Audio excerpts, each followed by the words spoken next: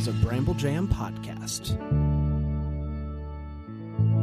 Hi, I'm Bran, and I love Lifetime movies. I'm Patrick Serrano, and I'm a Lifetime movie expert. I'm Dan, and I despise Lifetime movies, and this is the Deck the Lifetime Uncorked podcast.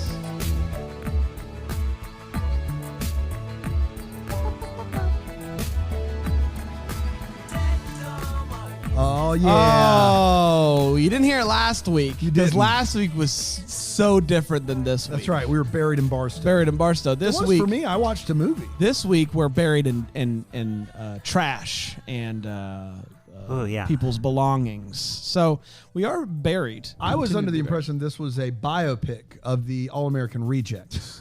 Which might be. It is like a bunch of trash, like all in one room. So, All American. Hey, how was Mandy Moore live at the 9:30 Club? Oh, amazing. I'm watching This Is Us as well, so it's like very confusing because in that she's an old lady and in real life she's a young lady. So I was like, man, she's doing great for an old lady, and then I'm like, no, she's a young person. Did you get a chance to let her know that you're best friends? Oh yeah, I'm like, I love you. And Oh, yeah? She's like, no, the songs I want to be with you, not I love you. Be better. How many people were at the 9:30 Club for the Mandy Moore show? It holds about 1,000, and I'd say that there weren't 1,000 people there, but there was. It was not a sold out show. No, I mean, I think there's still tickets available to all her shows.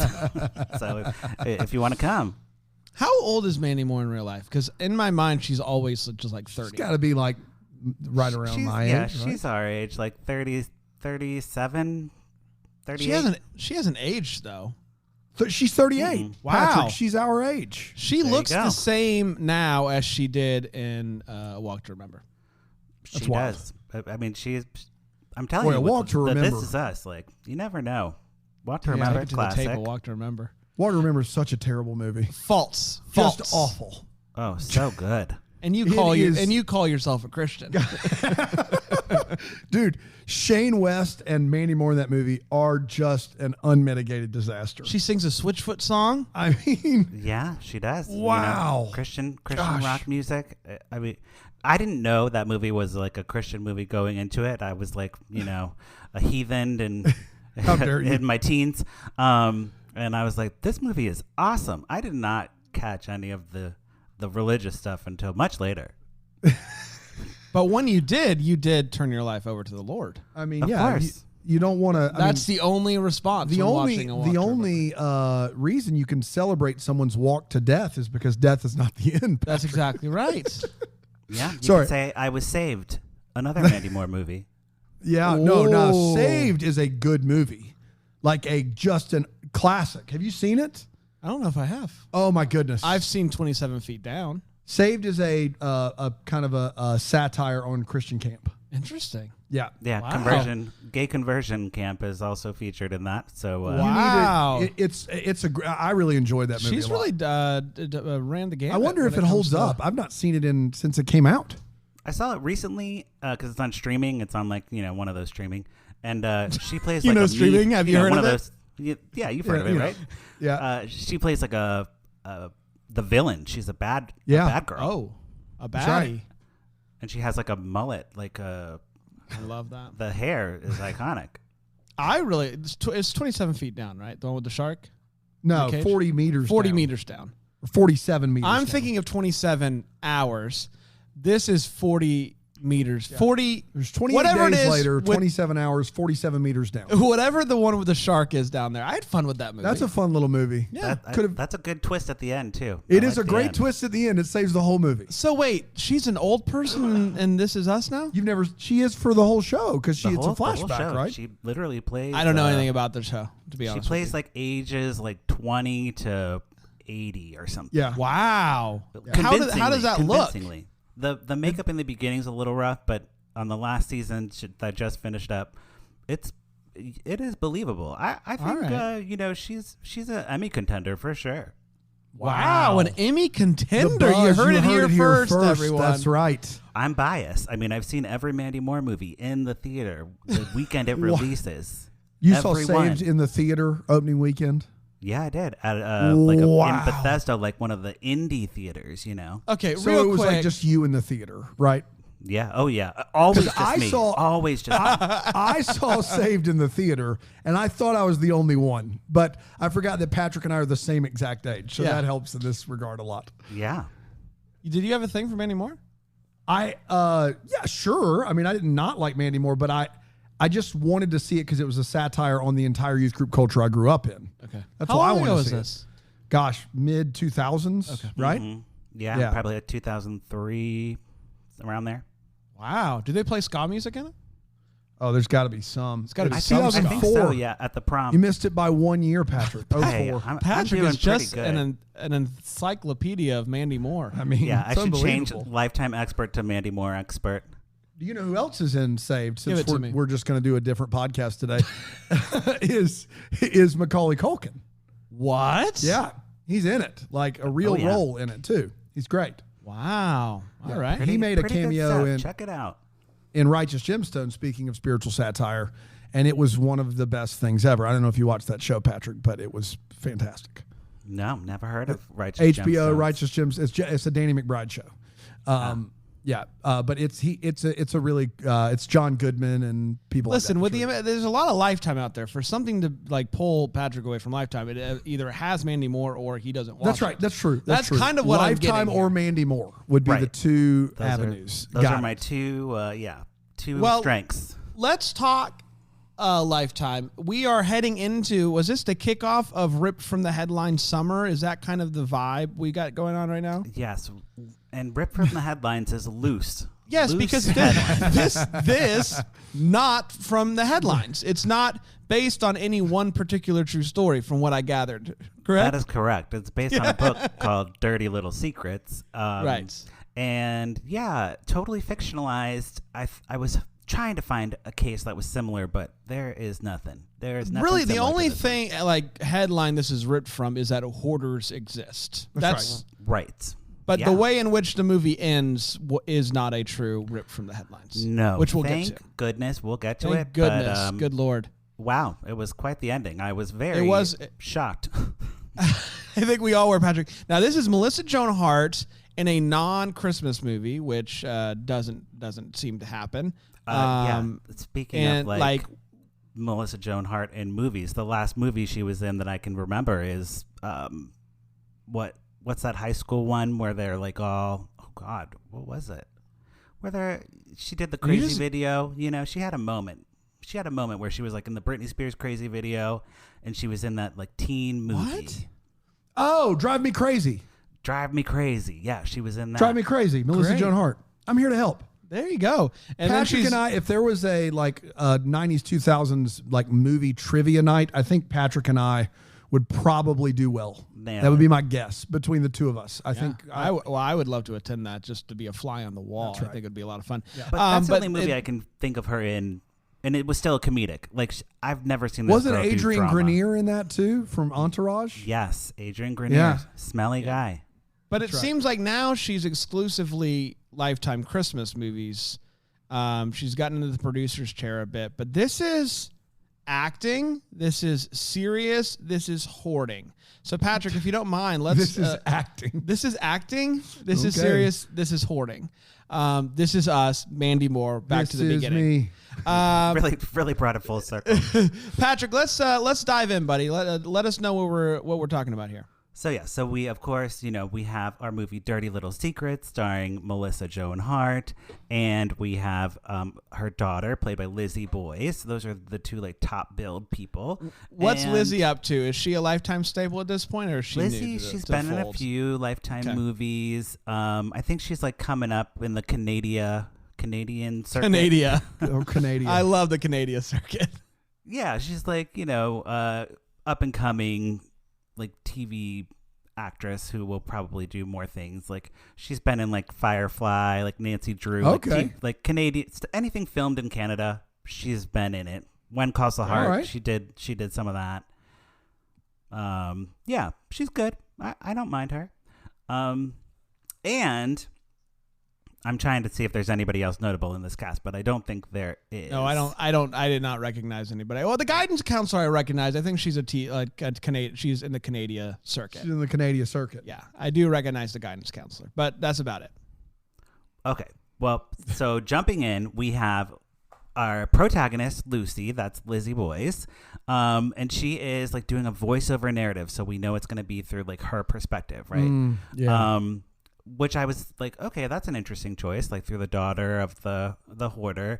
And it all seems pretty normal. Like, oh, wait, before we get started, I should say, like, hey, we're talking about hoarding, which is like a mental health issue. If we are making fun of anything in about hoarders and stuff, we're not making fun of hoarders. We're making fun of the movie's depiction of hoarders. Yes, 100%. Yeah, we have a lot of fun here at Deck the Lifetime Uncorked, but we do not make fun of mental illness. We don't punch down. That's exactly right. Right. So just to clarify, so Melissa Joan Hart is just living her life, dropping her daughter off at school. She's a successful nurse who saved some guy's life by realizing his implant was he was allergic to the titanium in the implant. Wow. So she got him a gold implant. That's how you know she's good. Yeah. She is good. She is good. And she makes sure that you know that she did it just by listening. That's the key of being a good nurse is you just you're listening to what your patient is saying. And that can save someone's life. She's very empathetic. She's very focused on the patient. She's a good caregiver. She's good at her job. She seems very together. She seems very like she's really good at her job. Like she's crushing it. I think we would all agree. Yeah, and she's celebrated. Like they have a birthday party for her. They bring her balloons and flowers. It is her birthday. Yes, it is her birthday. And meanwhile, Lucy's at school and she's like very shy. She lays low. She doesn't really, have a lot of friends. She has like one friend, yeah. And she takes showers at school. And we're like, huh, that's interesting. She's taking showers in like a locker room every day. Which good for you, bathe every day, but at school, like what? And thanks for that. Thanks for the atta girl. Thumbs up for hygiene. Thumbs down for at school every day. I will say, that's high school. Sometimes you can take it or leave it. Everybody's kind of walking on their own hygiene journey in high school. You know what I mean? Yeah. Totally. So at home, of course, it's another story. The movie shifts tone like drastically. It starts off very like rom-com, like happy movie, and then once we get to the house, the music kind of goes into like a foreboding soundtrack, and you just see the characters, Lucy and Melissa Joan Hart, are having normal conversation like mother-daughter stuff, but around them is just piles and piles and piles of stuff. Yes. So even though Melissa Joan Hart is an expert nurse at her job, she comes home and is full hoarder. That's right. Absolutely. And there's no running water. Like the water's been shut off. Like Lucy, that's why she's not showering at home. She has That's right. to, like, whenever she has to go to the bathroom, she fills up the tank with water that they get from, I don't know where that water's from, but water from a thing, like so that she can flush the toilet. Melissa Joan Hart at one point gets a call from a collections agency, which she declines. So things clearly she clearly has a good job, but the money is going to hoarding. That would be my guess. She's buying things to hoard. Yeah.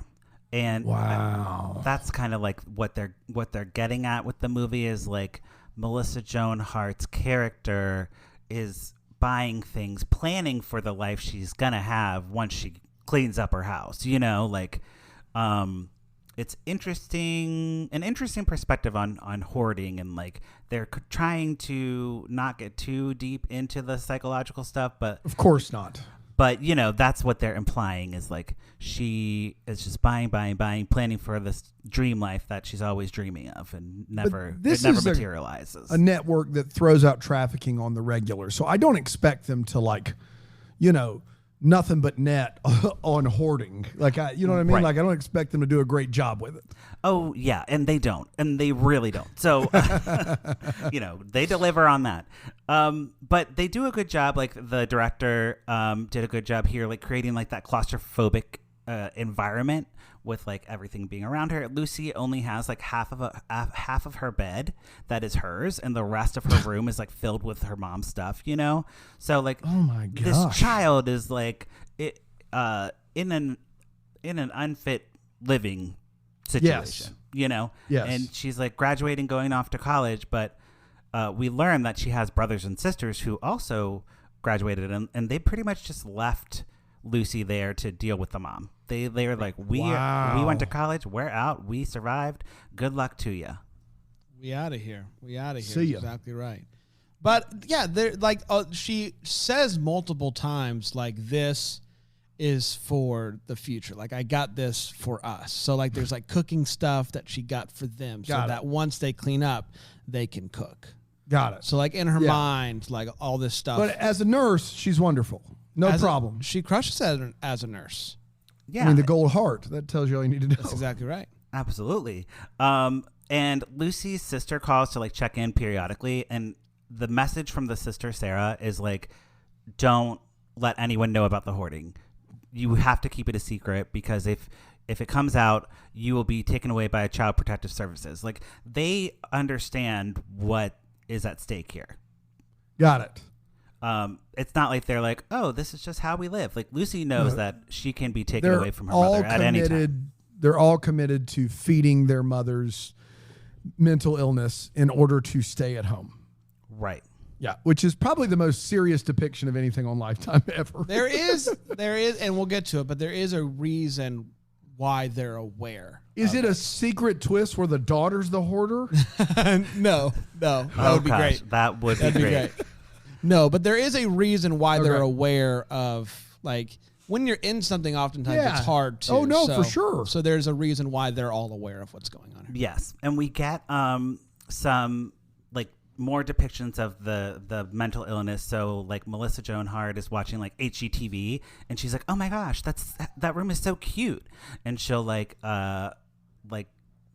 I'd fixate on like something like a chair, and she's like, oh my gosh, that's the chair I want. And she like starts looking through magazines, and she's like, I'm gonna clean this place up. And then she starts going through her boxes. She has like a bunch of catalogs of like stuff she wants to buy. Yeah. And so she wants to make like a dream board of sorts of her perfect vision board living room. Yeah. Wow. Yeah, and during this scene, this is where Melissa Joan Hart goes for her Emmy.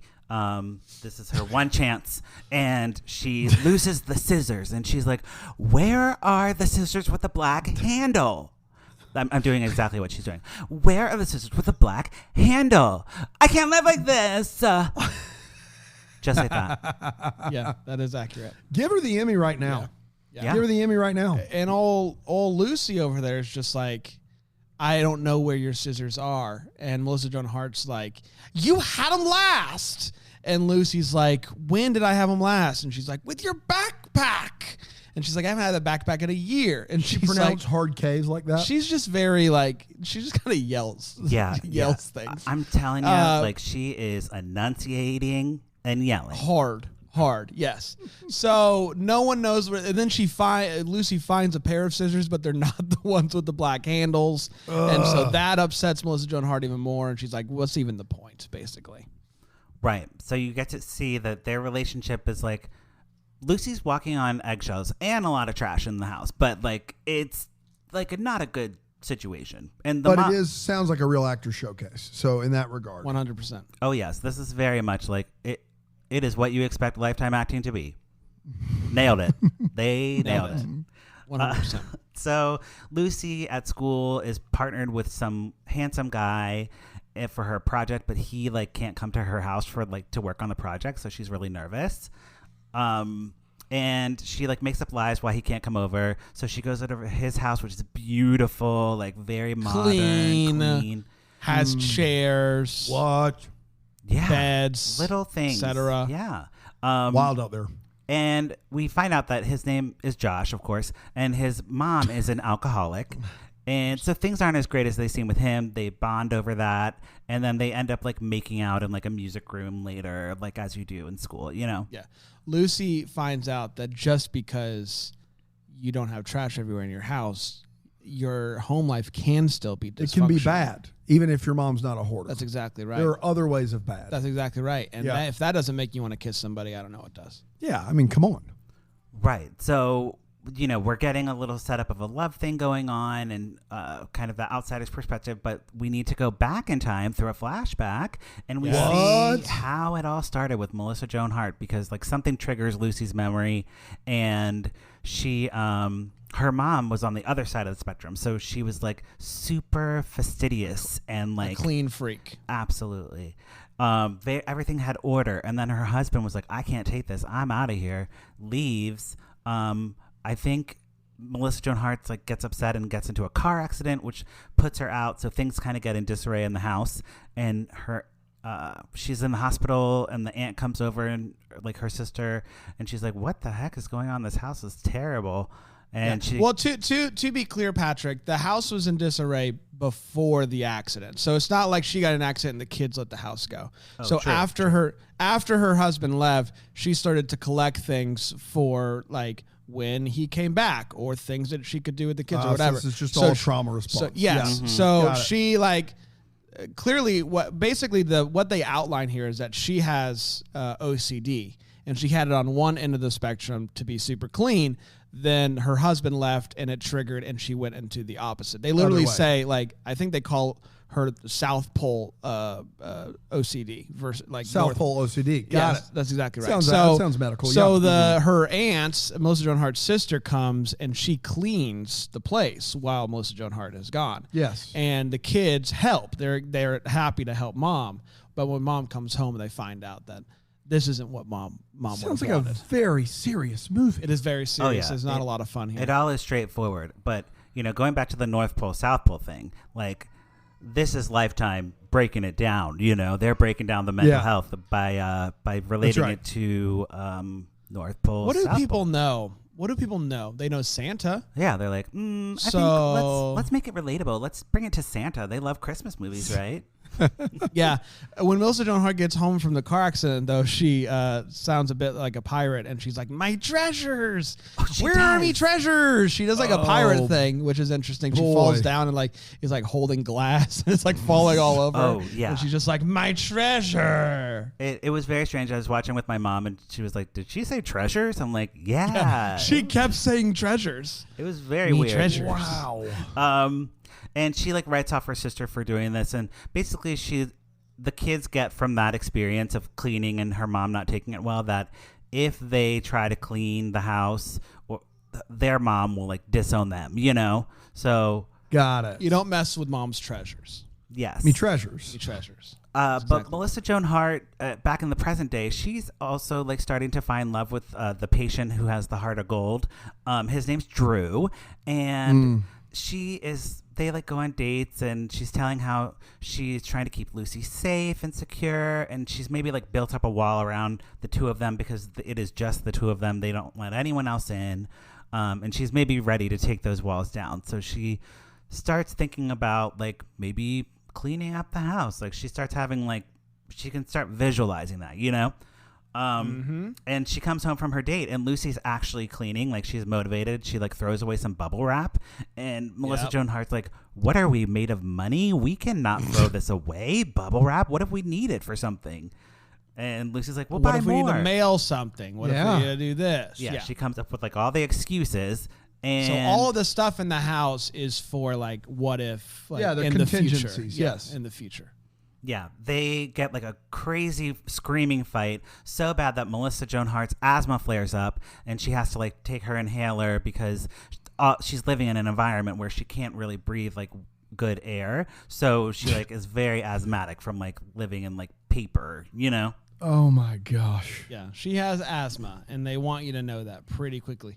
And it really only flares up when she gets upset. Yes, Like, that's of course. kind of how Yeah, asthma is, I mean, from what I get. don't have asthma, but I from what I've seen in Lifetime movies, it happens when you're being kidnapped. It happens when you're like in a fight, or it happens like on the soccer field and no one has your inhaler, and then you die. Yeah, that's usually what happens. Yeah. But No one this has time your she's typically got that sucker with There's it. got to be a few steps between no one has your inhaler and then you die, right? Like it's not that. Is it that? Well, on Lifetime, I mean, like it's very common for someone to have an inhaler and then a bad guy comes and takes the inhaler away and then that kills them. Yeah. That happens all the time. Yeah. Yeah. So Okay, she's fair. sucking down that inhaler on a regular basis. Like things upset her, and then she's good to go. Yes, it's like me with my wine. No doubt. I get upset. Yeah. I drink some wine. Or Mandy Moore. Or Mandy Moore. Yeah, Or I whatever. put on a Mandy whatever. Moore album. Good to go. So the I guess kind of the daughter starting to like diagnose her mother and like really try to like break down this hoarding thing, and Melissa Joan Hart's like, no, like I'm the mother, like you're get out of my house type of thing. There's dishes broken. It's like a drag out fight. Yeah, from what I would assume here, this is like the first time they've ever fought about this. Like once Lucy fights once, it's on like Donkey Kong, because like they fight one time and then like every other scene is her like yelling at her broken. mom. Like Yeah. she's like, now I'm ready to go. At one point she talks to her guidance counselor from Canada, and like her guidance counselor kind of reads between the lines of what she's saying, calls in Melissa Joan Hart, and Melissa Joan Hart is like, there's nothing wrong here. I know my daughter. And then she gets mad at Lucy for talking about it. It's a whole thing. And then Lucy's throwing dishes down. It's like, treasures. Later. Yeah, exactly right. Yeah, and Melissa Joan Hart is like spiraling now. Like she's fighting with her daughter. She breaks up with Drew because she realizes that she's never going to be able to like clean up her house and like get things in order. And she really tries. She throws away some bubble wrap. And she's like takes it to the trash, throws it away. She's very excited. She's like, okay, I can do this. And then she starts getting overwhelmed by like all the stuff in her house. She'll sit down and like open a box and be like, what's in this box? Oh, I got to keep that. Going through everything. And then she gets really upset. Do you remember what she got upset about, Bran? That just all of it, treasures. I think. Treasures. Like how am I going to throw these out? She starts to have a asthma attack. Classic. yes. And And it's at this point in time. What do you think? this is it. She can't find that sucker. She can't find. What if she needs it? She needs it now. This is why you got to keep everything. Can't find it. Can't find What the I'm inhaler. learning from this is that I should keep more things.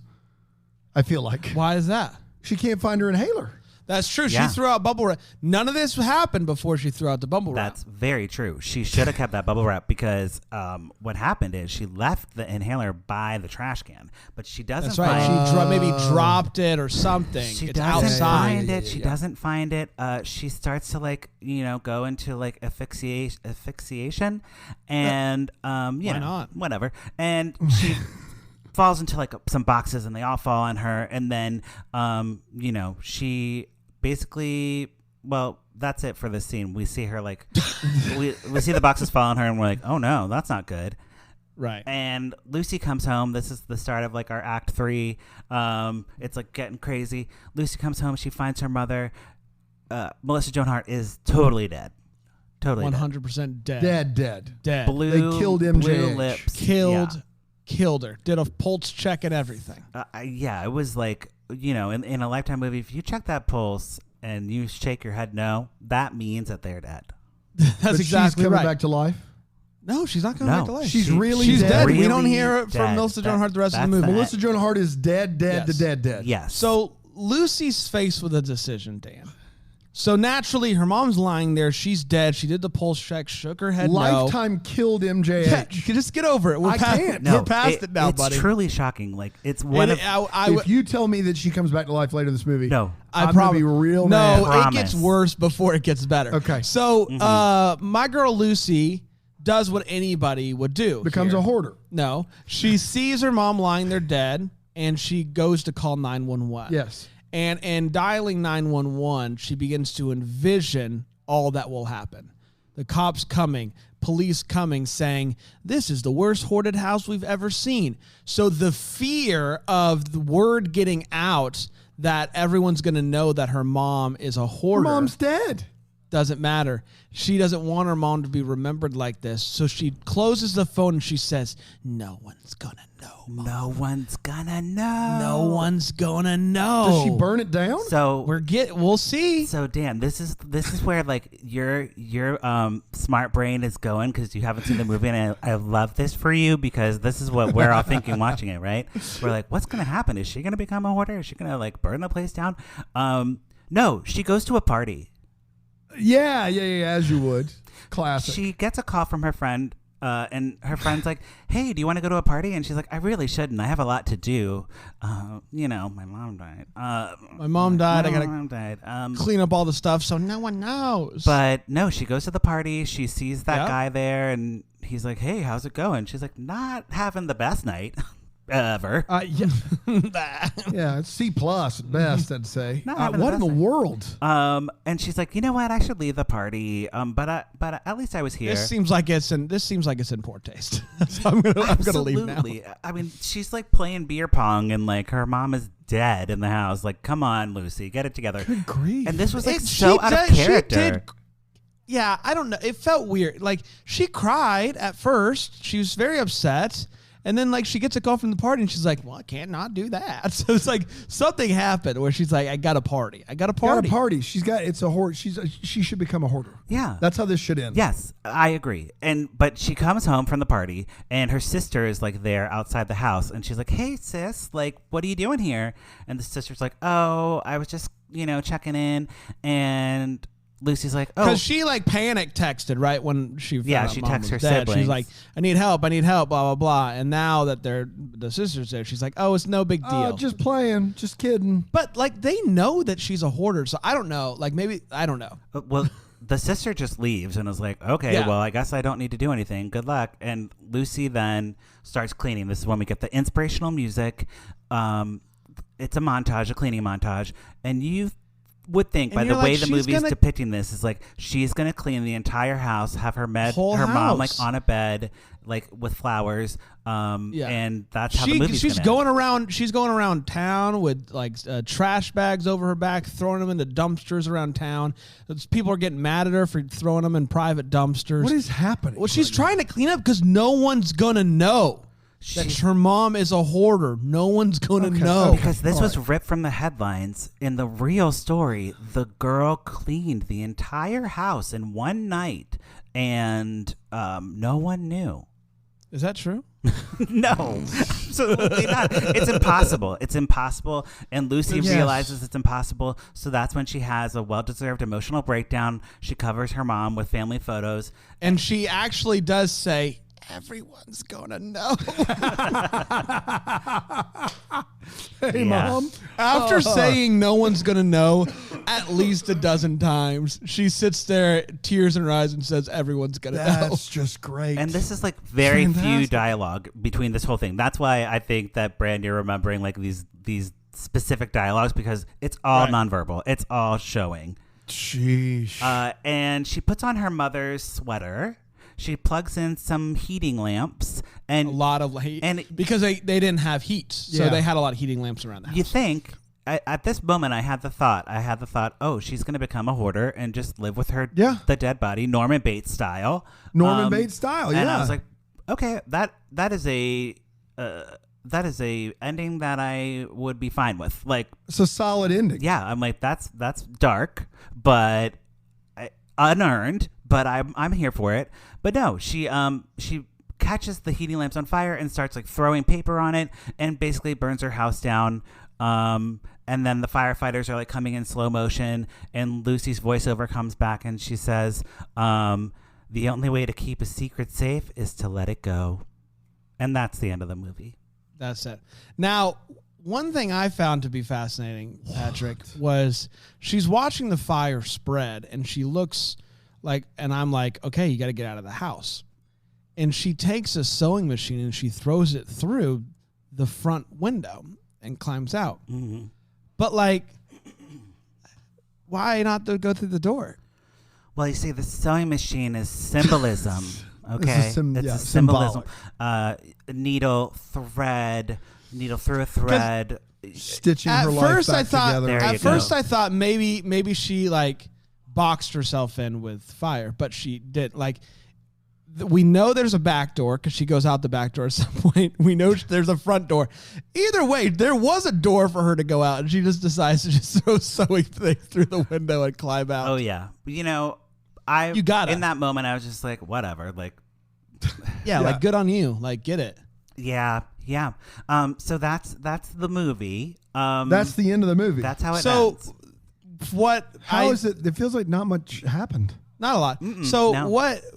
What I wish we knew is like what police kind of determined, because the best I could figure if I walked in here is there's a lady who's a hoarder who is laying on the ground surrounded by heating lamps and the house burned down, which is weird. It looks super suspicious. A coroner is going to immediately figure out the time of death is way earlier. Oh, yeah. There's a lot of holes in this one. It is so suspicious. It is so suspicious. It's like Swiss cheese up in here. Yeah, that's right. It's so this hoarder plugged in 5 heating lamps and just laid down next to them. She must have been really cold, and it wasn't really even cold. It wasn't even that cold. Oh, and she put family pictures all on top of her mom. This is some creepy stuff. So she laid, and assuming that she didn't, get murdered. The best case scenario is she laid down next to 5 heating lamps and covered her own body with pictures. Oh. That's best case scenario here. Holy cow. Yeah. I don't know. I feel like Lucy's plan was a little half-baked.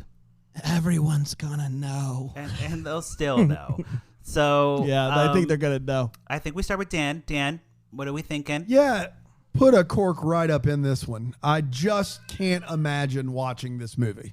It sounds miserable, and I hate every second of it, and I've not seen it. Thanks for vividly bringing that back to life for me, guys, but it's a hard pass for me. No. Okay. No. Bran? This is your first rip from the headlines one also. It's my first rip from the headlines, and it's also going to be my first lifetime cork that I'm going to be doing. I have yet to put a cork in a movie. You poured all of them up. I've poured all of them up. Wow. And now I will say I did still like enjoy it. Like what? And like this is funny. It. Like Melissa Joan Hart acting was funny. Like the daughter saying no one's gonna know a dozen times and then saying everyone's gonna know, like I love that. But like to what you deciphered in this description of the movie, not a ton happens. Yeah. Like it is a lot of like I'm mad at you, Mom. I'm gonna throw some things down. It's a long 83 minutes, 84 minutes there. So I'm putting a cork in it, but like if the cork fell out, like there'd be nothing I could do about that. Like at that point, I would pour it up. Like if maybe I didn't put the cork in tight enough, it just kind of falls out. Yeah, I mean it's okay to put a cork in movies, Brent. That's why we're here. I don't like it. You can say you can do that, Brent. And even if I'm corking it. Even if it's not a so good or so bad it's good type of situation, yeah, sometimes Lifetime movies are very bad and like laughably watchable, but it's not gonna be a rewatch, you know. All right, I'm putting a cork in it. So yeah, it's like you're a hoarder of loving movies. I know. I think so. Yeah. I'm definitely putting a cork in this one for sure. The third act was absolutely insane, unearned. We started off very genuine in the beginning, and like I thought we were gonna go deep diving into like mental illness and talk about hoarding and like what's that. I mean, this is the first time Lifetime's done a hoarding movie, so it's an interesting topic that I don't know a lot about, and I'm sure a lot of people deal with in their real lives, like to some degree. I mean, there's a scale here, I'm sure, of hoarder. Not every hoarder is floor to ceiling boxes. Like there's probably like a junk room. People have like junk rooms in their house where you just kind of put stuff for later. Is that on the spectrum of hoarding? I don't know. I didn't learn anything about hoarding from this movie, so I can't speak intelligently about it. North Pole, South Pole. That's all I learned. Yeah. North Pole, South Pole OCD. And TV movies are great for teaching the public about mental illness and about that is true. Stuff like that. I mean, that's what they were initially formed for in the 80s or 70s, 80s. They were to take on harder topics that you can't really cover in like a movie because no one would go see that. But if you put it on TV, maybe you'll learn about eating disorders. And is it problematic? Sure, of course. But you're more aware of the topic. So, yeah. The only thing I learned in this movie is that if you have OCD and you are super clean, you're one bad event away from becoming a hoarder. And I don't actually know if that's accurate. Right. I don't know if the same, if just because, like, there's only... Trauma affects us all differently, but that seems like... Yeah, I just don't know if that's that is true. And if your goal of the movie, of the producers of the movie, the director, the writer, even Melissa Joan Hart was like on Good Morning America talking about how she worked with a therapist, she worked with like a physical therapist, she like had all these like specialists helping her like learn more about hoarding.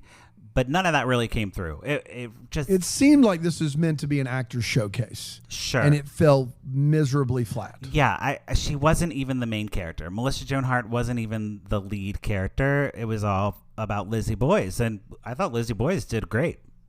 She did a swell job. Wow. Swell job indeed. Man, yeah, thanks, but no thanks. Well, we did it. Yes, we did. We absolutely did. And that'll take us into the summer the of most Santas or whatever offensive they're thing calling is it. that there was no All-American Rejects in this movie, but Yeah. I don't know how. I don't know what you do at that I point. mean, when do you play it? When the house is burning down? Yes. I'll keep you, my mom, my dirty little secret. So Who yes, has to know? Next month it will be Christmas in July here. So I think, Patrick, we will do one of the Christmas movies from last year that we didn't get around to covering. I think that would be Ooh. the wise thing to do. Or maybe like a classic Lifetime. Ooh, yeah. Then I yeah. need to watch as well. If it's Ooh, classic. I know what we could do. We're Okay. going to do The Mistletones. Oh yeah, The Heard about Mistletones. that's a Lifetime. That's ABC Family. Yeah, that's a Disney Doesn't Plus count. We joint. can't do that. Dang. Never mind. That one's a good one. You scour through your notes and pick the one Lifetime Christmas movie that you think would really take Christmas in July to the next Quintessential. level. Okay. Yes. I'll have to check the streamings to see. All right, Yes. check the Do it. See streamings. what's out there Check in the the world. streamings. That's right. I love it. I can't wait. We're back tomorrow with more stuff. Patrick, thank you so much for hanging out with us for a second week in a row. It was everything that I could have wanted and more. So buddy. fun. For Pride Month, you got to have me. I mean, come on. That's this exactly- is like gay rights right here. That's right. In action. That's exactly right. Gay rights in action.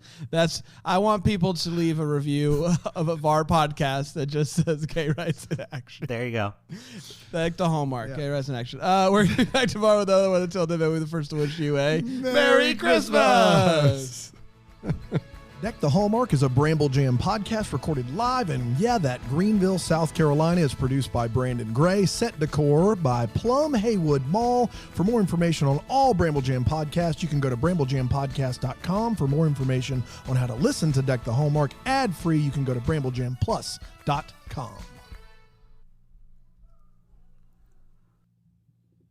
You're about to hear some ads that help keep the lights on here at the studio. Feel free to listen. Feel free to turn it off, whatever you want to. But either way, thanks so much for your support.